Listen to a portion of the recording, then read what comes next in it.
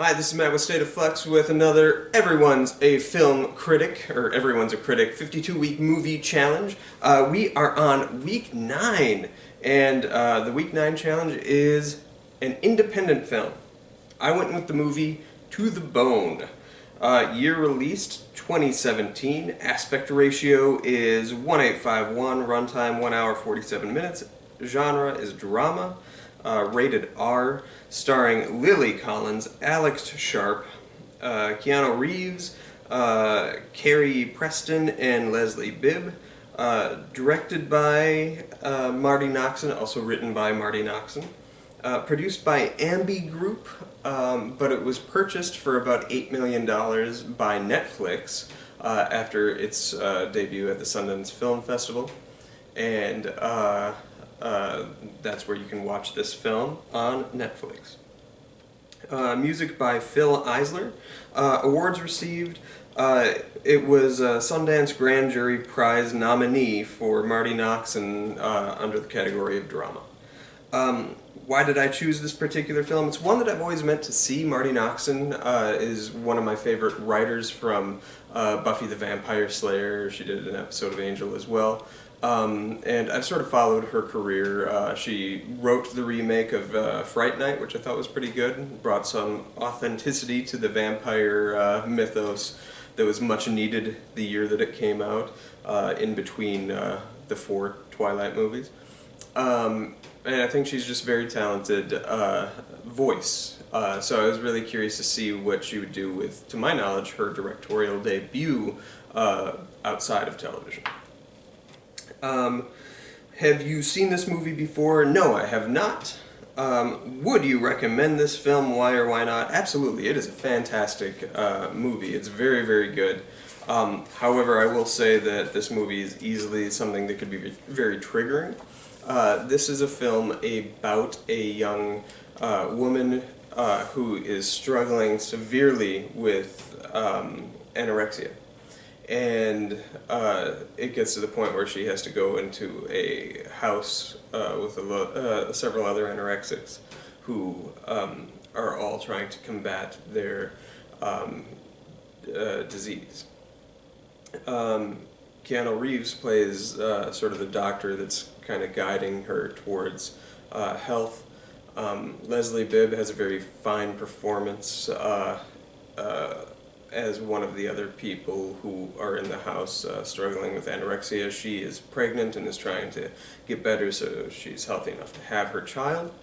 But Lily Collins is the one that really shines. She is extraordinarily good in this film. And this film sort of documents both her real-life battle with an eating disorder, as well as Marti Noxon, who, the screenwriter-director, over her lifetime had battles with anorexia.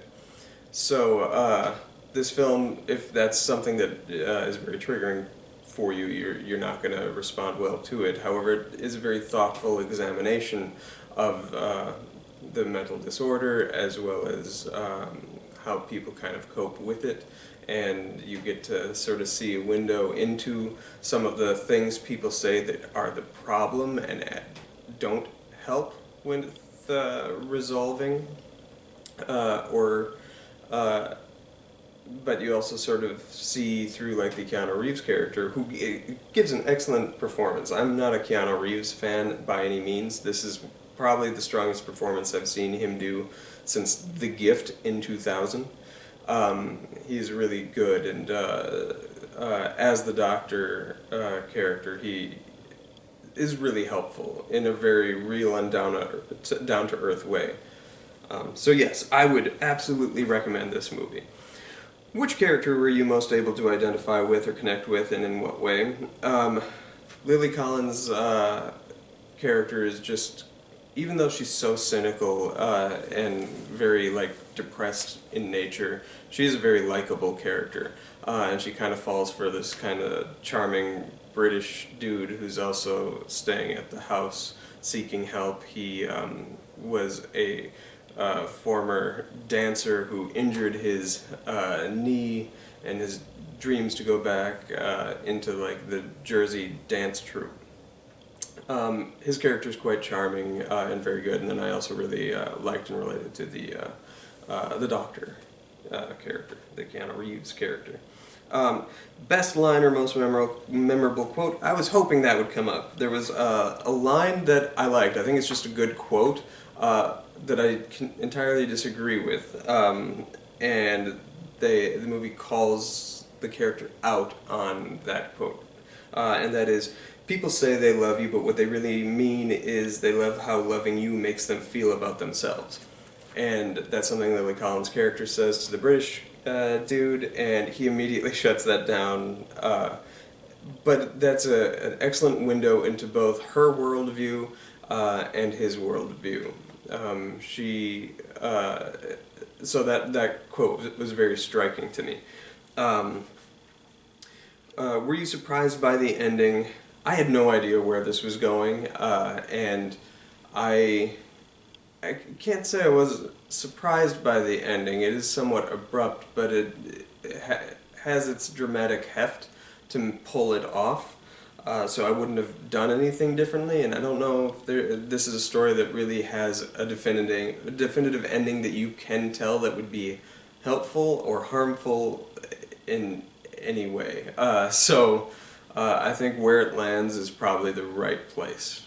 Do you usually prefer to watch independent films over Hollywood big budget studio productions? Why or why not? I do think that indie film has a wonderful place in our world, because if you look at it this way, take any of the major properties of the past 5 years, a lot of those films, your Star Wars, your Mandalorians, your Marvel movies, your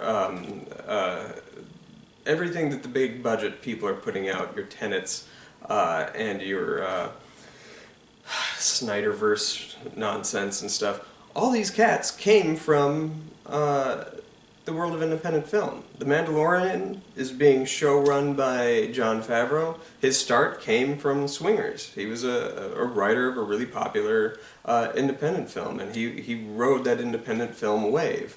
You have Book of Boba Fett being run by Robert Rodriguez, who's an indie darling along with Quentin Tarantino, who went from making Reservoir Dogs to one of the most financially successful movies of 2019 in Once Upon a Time in Hollywood.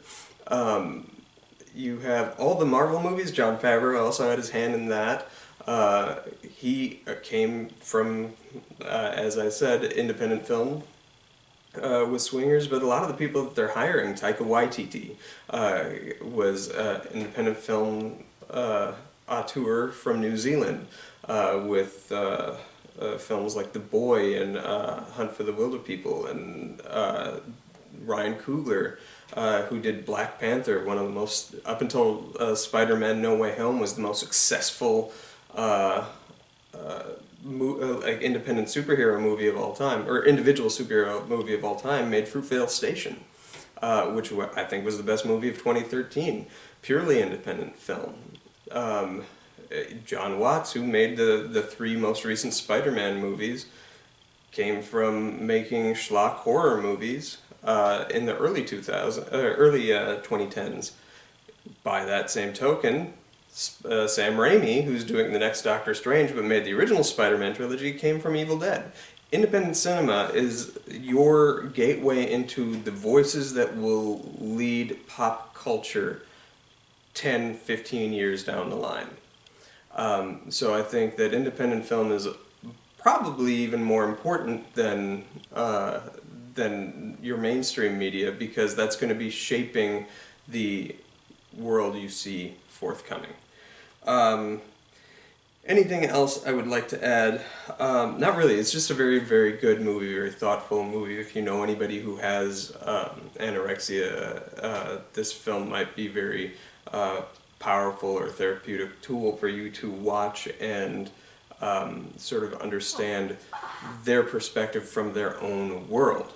As I say, it's a very thoughtful examination of the disorder.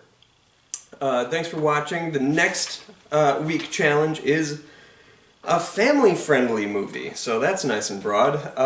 If you have any thoughts, drop them in the comments down below. Thanks for watching. Have a fantastic day.